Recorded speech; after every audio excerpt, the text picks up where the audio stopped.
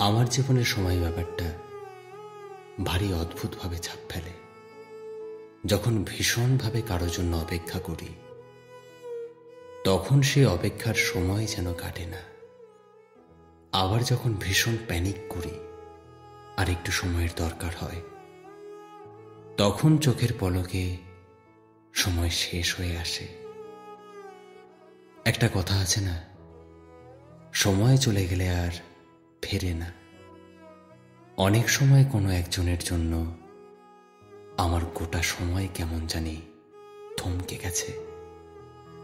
আবার আবার এমনও হয়েছে, অনেক দুঃস্বপ্নের মতো স্মৃতি একটা সময়ের পর আবার মুখোমুখি হয়েছে, যাকে হয়তো আমি কখনো মনে করতে চাইনি। সময় আমার জীবনের ইচ্ছা, অনিচ্ছা, স্মৃতি আর গোটা জীবনটাকে নিয়ে পাশা খেলে, আর শকুনের মতো সব তার নিয়ন্ত্রণ।